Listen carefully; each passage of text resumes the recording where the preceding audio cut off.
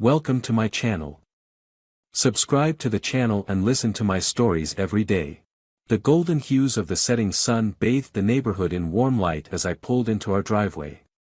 The house looked just as it always did, a picturesque suburban haven with a white picket fence, freshly trimmed hedges, and the faint aroma of Lauren's lavender candles wafting through the open windows. Yet, as I stepped out of my car, a strange heaviness settled over me. It wasn't the first time I'd felt it, but I'd grown skilled at ignoring the unease. "Daddy!"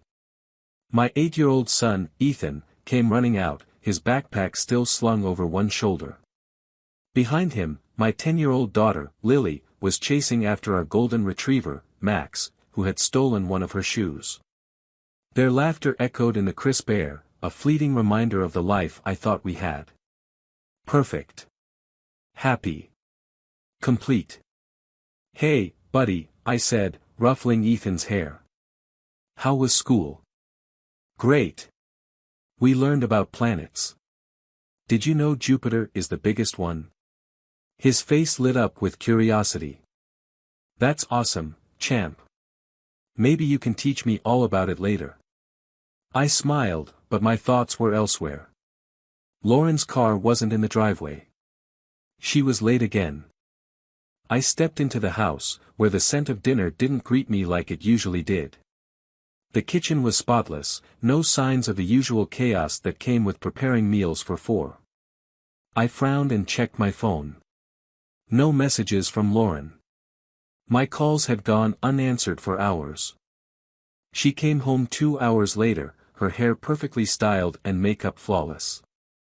"A professional meeting," she said, apologizing for losing track of time. I nodded, forcing a smile, but her explanation didn't sit right. It wasn't the first time she'd been late without warning, and recently, these meetings had become more frequent. Lauren had always been charming, the kind of person who lit up every room she walked into. Her laugh was infectious, her wit sharp. It was one of the things I loved most about her. But lately, her charm felt rehearsed, her laughter hollow. She was there but not present.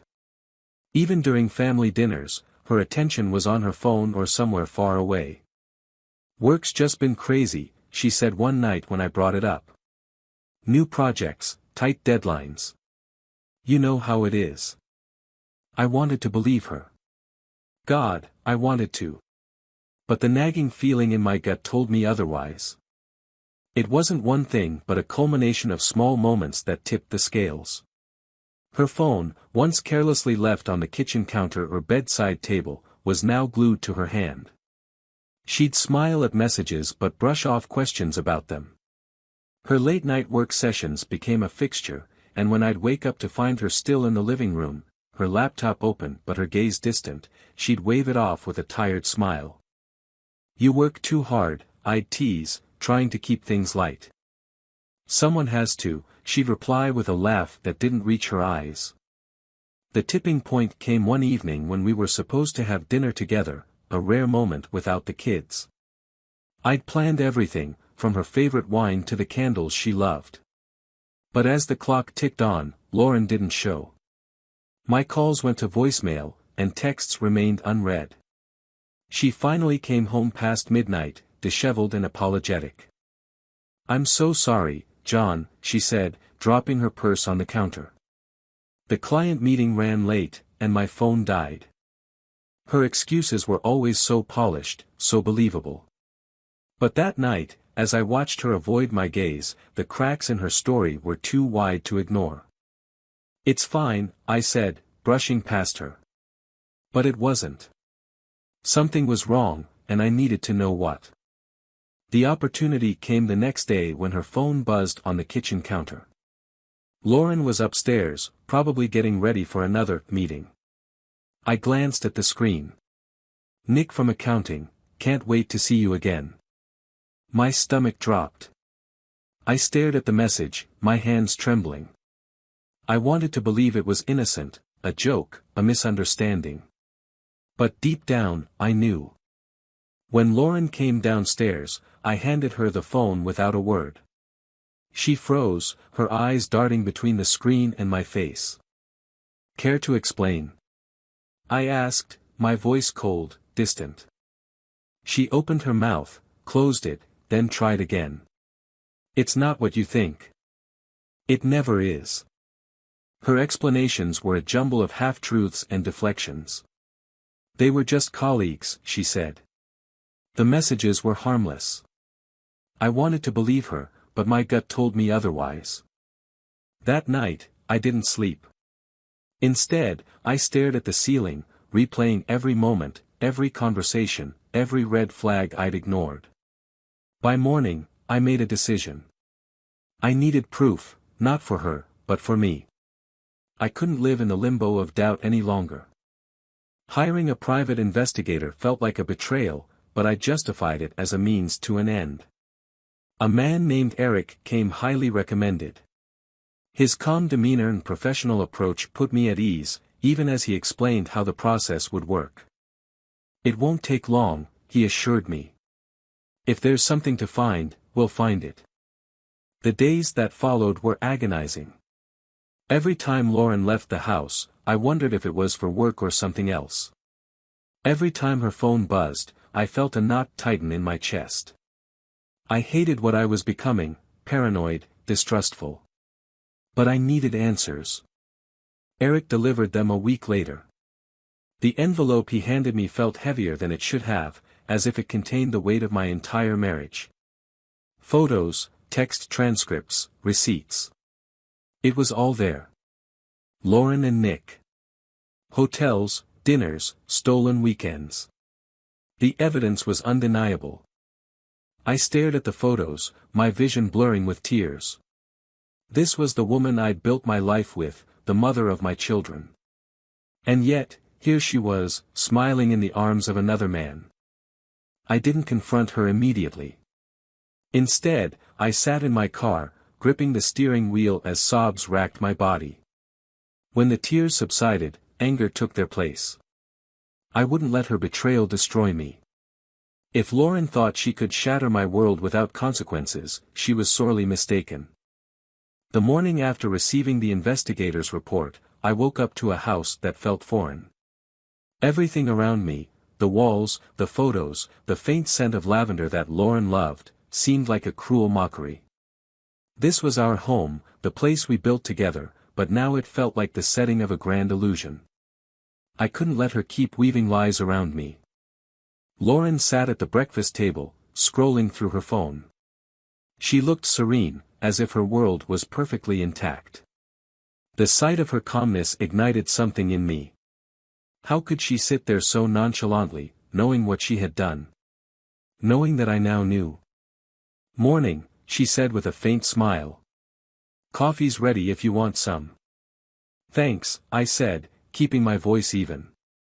I poured a cup and sat down across from her. For a moment, I just watched her. She noticed my stare and raised an eyebrow. "Everything okay?" I wanted to yell, to throw the evidence in her face and demand answers. But that wasn't the plan. Not yet. I needed to play this carefully. "Yeah," I replied, sipping my coffee. "Just tired." She nodded, apparently satisfied with my answer. "You've been working hard.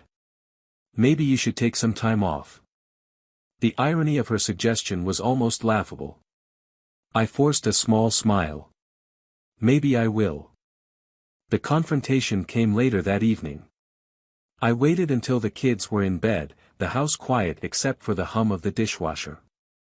Lauren was sitting on the couch, her laptop open on her knees. She didn't notice me standing in the doorway until I cleared my throat. "John," she said, looking up. "What's up?" "We need to talk." Her expression faltered for a split second before she recovered. "Sure. About what?" I walked over and placed the envelope on the coffee table. "About this." She stared at it like it was a venomous snake. "What's that?" "Open it." She hesitated, then set her laptop aside and reached for the envelope. As she pulled out the photos and documents, her face drained of color. Her hands trembled as she flipped through the pages, her lips moving silently as she read. When she finally looked up at me, her eyes were wide with panic. "John, Don't," I said sharply, cutting her off. "Don't you dare try to explain this away." Tears welled in her eyes. "It's not what it looks like." "It's exactly what it looks like," I snapped. "Hotels, dinners, weekends away. You think I wouldn't notice? You think I wouldn't figure it out?" She shook her head, her voice breaking. "It was a mistake. I didn't mean for it to happen." "How long?" I demanded, my voice rising. "How long has this been going on?" She hesitated, and in that moment, I saw the wheels turning in her head. She was deciding how much to admit, how much to keep hidden. Finally, she whispered, "Almost a year." A year. 12 months of lies, deceit, and betrayal. The weight of it threatened to crush me. "Why?" I asked, my voice barely audible. "Why would you do this to us? To me? To the kids?" Her tears fell freely now. "I don't know," she sobbed. "I was lonely. You've been so busy with work, and I felt invisible. Nick was there, and he made me feel wanted." The excuses were like daggers to my heart. "So it's my fault? That's what you're saying?" "No," she cried. "It's not your fault. I'm the one who messed up. I take full responsibility." I stared at her, searching for any sign of the woman I thought I knew. But all I saw was a stranger, a selfish, deceitful stranger who had torn our lives apart. "Do the kids know?" I asked, dreading the answer. "No," she said quickly. "I've been careful. They don't know anything." "For their sake, I hope that's true," I said coldly. "Because if they find out, it'll destroy them." She reached out to me, but I stepped back. "John, please. Let's fix this. We can go to counseling. I'll do whatever it takes to make this right." I shook my head. "You think this is something you can fix? You think a few therapy sessions will erase what you've done?" "Please," she begged, her voice trembling. "Don't throw everything away. I love you. I love our family." "Funny way of showing it," I said bitterly.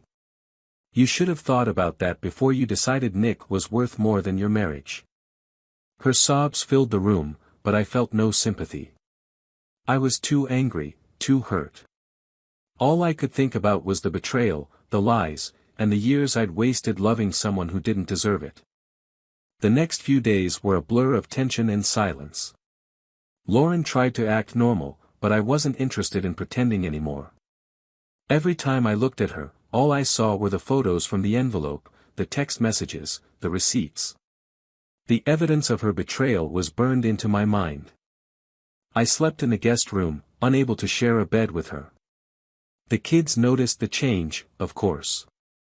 Lily asked why I wasn't sleeping in the master bedroom, and Ethan wondered why Mommy and Daddy weren't talking as much. I dodged their questions as best as I could, but the guilt of hiding the truth weighed heavily on me. Lauren, meanwhile, was on her best behavior. She cooked elaborate meals, cleaned the house from top to bottom, and showered me with apologies and promises. But it was too little, too late. The damage was done, and no amount of groveling could undo it. One evening, as I was tucking Ethan into bed, he looked up at me with those innocent eyes of his and asked, "Daddy, are you mad at Mommy?" The question hit me like a punch to the gut. I wanted to protect him, to shield him from the ugly reality of what was happening. But I couldn't lie to him. "Mommy and I are going through a tough time right now," I said gently. "But we both love you and Lily very much. That will never change." "Promise?" he asked, his voice small. "I promise," I said, kissing his forehead. But as I left his room, I couldn't shake the feeling that I was breaking a different kind of promise, the unspoken vow to keep our family whole. I knew I couldn't stay in limbo forever. The longer I stayed, the harder it would be to make a clean break. And the more I thought about it, the more I realized I didn't just want a divorce. I wanted Lauren to feel the weight of her choices, to understand the pain she'd caused. That's when the idea came to me. If she cared so much about appearances, about keeping up the facade of a perfect family, then I would shatter that illusion for everyone to see. And I knew exactly how to do it. The plan began to take shape slowly, meticulously, as I spent my days balancing my duties as a father with the raw, simmering anger that refused to subside. Every moment I spent in the house with Lauren was another needle of betrayal pressing into my skin. The house wasn't a sanctuary anymore, it was a battlefield where silence screamed louder than words. Lauren clung to our routine like it was a lifeline. Breakfasts, carpools, and family movie nights were executed with almost manic precision. I could see her desperation in the way she smiled too brightly at the kids or reached for my hand only to have me pull away. She was trying, but every attempt felt hollow. Meanwhile, I moved quietly, deliberately, collecting everything I needed. The investigator's evidence, Lauren's social media passwords, and my own thoughts of how best to deliver my final blow. If she wanted to live a double life, I would make sure everyone saw both sides. It was a Thursday night when I made my first move. Lauren had gone to bed early, claiming exhaustion, and the house was still. I sat in the glow of my laptop screen, scrolling through the carefully curated posts on her social media. Pictures of us smiling at last year's holiday party. Posts about the kids' achievements. Snippets of our life painted as a fairy tale for all to admire. With every click, I saw the irony. These pictures were a stage, the audience oblivious to the crumbling set pieces behind the curtain. She thrived on the admiration of her friends and family, the comments calling her the perfect mom and wife. It was her armor, and I knew how to shatter it. I started drafting a post of my own, weaving together words that would strip away the veneer she had spent years perfecting. But it wouldn't be just words. I attached the photos and messages the investigator had given me, the damning evidence of her affair. Each piece was chosen carefully, enough to tell the story without being gratuitous. I stared at the draft for a long time, my finger hovering over the post button. Was this too much? Was it cruel? Would the kids someday stumble upon it and hate me for exposing their mother like this? But then I thought about the lies, the betrayal, and the way she had risked everything we built together for a fleeting thrill. If she cared so little for our family, why should I shield her from the consequences? With a deep breath, I pressed post. The fallout was immediate. The next morning, as I sipped my coffee in the kitchen, I heard Lauren's phone buzz repeatedly on the counter. A cascade of notifications lit up the screen, comments, messages, and calls. She walked in, her hair still damp from the shower, and picked up her phone. "What's going on?" she muttered, scrolling through the barrage of notifications. Then her face went pale. "John," she said, her voice trembling. "What did you do?" I didn't answer. I didn't need to. Her hands shook as she read through the post, the photos, and the captions. Tears spilled down her cheeks, but her eyes burned with a mix of anger and humiliation. You put this online. For everyone to see." "I did," I said calmly, sipping my coffee. "The truth deserves to be seen." "Do you have any idea what you've done?" she yelled, her voice breaking. "My friends, my family, they'll all see this." "Good," I said, meeting her glare. "They should know who you really are." She slammed her phone on the counter, her chest heaving. "You didn't have to do this, John. We could have handled this privately. Like you handled your affair privately." I shot back. "This is on you, Lauren. You made your choices. Now you can live with the consequences." Her fury dissolved into sobs as she sank into a chair, burying her face in her hands. For a fleeting moment, I felt a pang of guilt. But it wasn't enough to overshadow the satisfaction of watching her facade crumble. The next few days were a whirlwind of chaos. Lauren's phone didn't stop ringing as friends and family reached out, some to express shock, others to pry for details. Her closest friends, the ones who had gushed about our perfect marriage, were now whispering behind her back. Her parents called, their voices heavy with disappointment. I didn't stay to watch her unravel. I kept busy with work and the kids, doing everything I could to shield them from the fallout. They were too young to understand the full extent of what was happening, but they knew something was wrong. Lily asked why Mommy was crying so much, and Ethan wanted to know why everyone seemed so angry. Grown-up stuff, I told them, forcing a smile. But don't worry. Everything's going to be okay. I wished I could believe my own words. Lauren tried to regain control in the days that followed. She deleted her social media accounts, hoping to stop the wildfire I had ignited. But the damage was done. The photos and messages had been screenshotted and shared far beyond her circle of friends. She couldn't escape it. One night, she cornered me in the kitchen, her eyes red and swollen. "What do you want from me, John? Do you want me to grovel? To beg?" "I want you to face what you've done," I said evenly. "I want you to understand that actions have consequences." "I made a mistake," she said, her voice breaking. "A terrible mistake. But we can fix this. We can still save our family." I laughed bitterly. "Save it? Lauren, you torched it. There's nothing left to save." Her shoulders sagged, and for the first time, I saw the full weight of her regret. But regret wasn't enough. It couldn't erase the betrayal or rebuild the trust she had shattered. "I don't hate you," I said after a long pause. "But I can't forgive you either. Not for this." She nodded, tears streaming down her face. "What happens now?" "I'll talk to a lawyer," I said quietly. "We'll figure it out." She didn't argue. She didn't plead.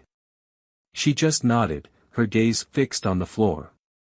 The weeks that followed were a blur of legal meetings, custody arrangements, and dividing assets. Lauren moved out, renting a small apartment across town.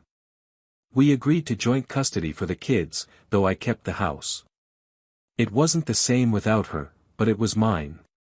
A reminder of what I had fought to protect. The nights were the hardest. The silence of the house was deafening, and the memories of happier times haunted every corner. But slowly, I began to heal.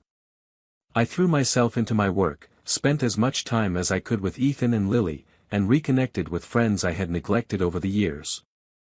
Life wasn't perfect, but it was honest. And after everything that had happened, that was enough for me. Months passed, and the storm that had torn through my life began to settle. The kids adjusted to our new reality better than I had expected.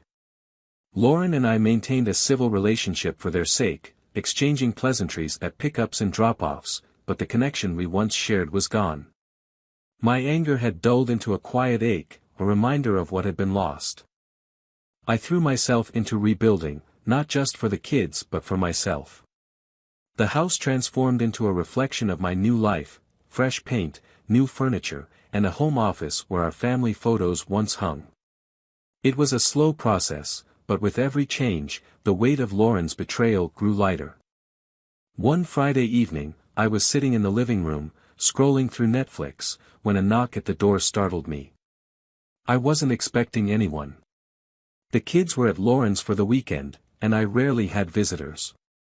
When I opened the door, my jaw tightened at the sight of Nick standing on my porch. "Can I come in?" he asked, his voice calm, almost apologetic. Every fiber of my being screamed to slam the door in his face, but curiosity got the better of me.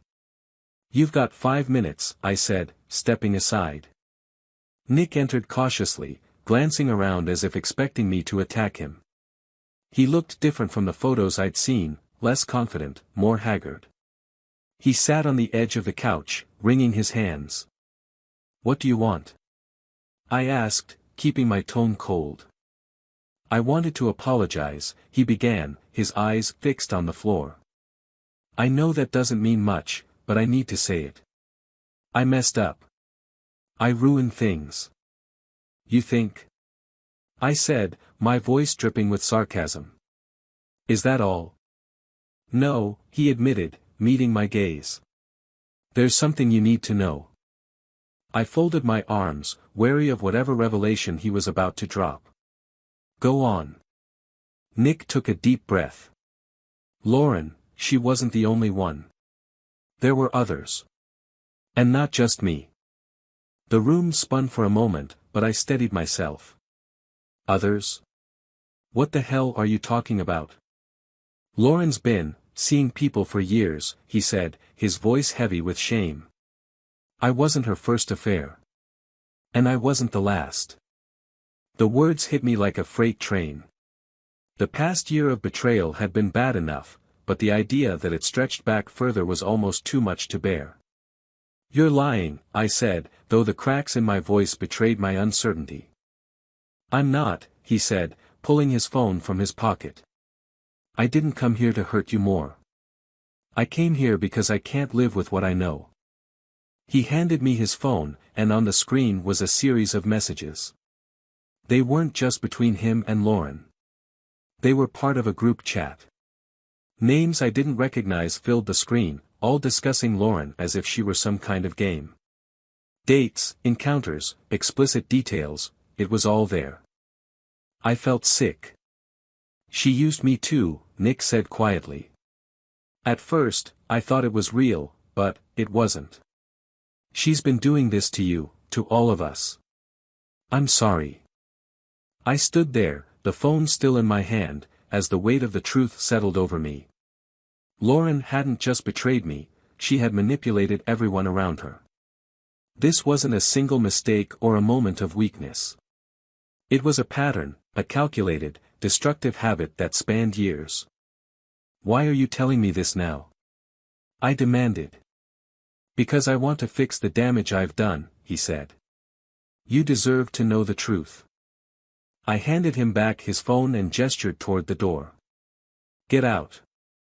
Nick hesitated but didn't argue. He left quietly, leaving me alone with my thoughts. That night, I couldn't sleep. The revelations churned in my mind, mixing anger with a bitter sense of relief. At least now I had the full story. The question was, what would I do with it? Lauren had built a life on lies, and I had no intention of letting her continue unscathed. But this time, my actions wouldn't be public. No social media posts, no grand displays. This time, I'd hit her where it hurt the most, her carefully constructed narrative of control. I called Lauren the next day, asking her to meet me at a nearby park. She sounded hesitant but agreed. When she arrived, she looked nervous, as if she knew something was coming. What's this about? She asked, her voice cautious. I handed her a manila envelope. Open it. She hesitated, then pulled out the papers inside. Her face paled as she scanned the documents. Custody, she whispered, her voice trembling. You're filing for full custody. I am, I said firmly. The kids deserve stability, and you've proven you can't provide it. Her eyes filled with tears. John, please. Don't do this. I love them. I love you. You love yourself, I said coldly. And I won't let you drag them through your mess any longer. She tried to argue, to plead, but I stood my ground. For the first time in years, I felt like I had the upper hand. Lauren's lies had defined our marriage, but they wouldn't define my future or my children's. The custody battle was long and grueling, but I came out on top. The judge granted me primary custody, citing Lauren's history of deceit and instability. She was given visitation rights, but her influence on the kids would be limited. The day the ruling came through, I stood in the empty house, feeling a strange mix of triumph and sadness. My life would never be the same, but maybe that was a good thing. As I looked out the window, the kids playing in the yard, I realized something surprising. This wasn't just the end of my marriage. It was the beginning of a new chapter, one where I could finally live without the shadow of betrayal. For the first time in a long time, I felt free.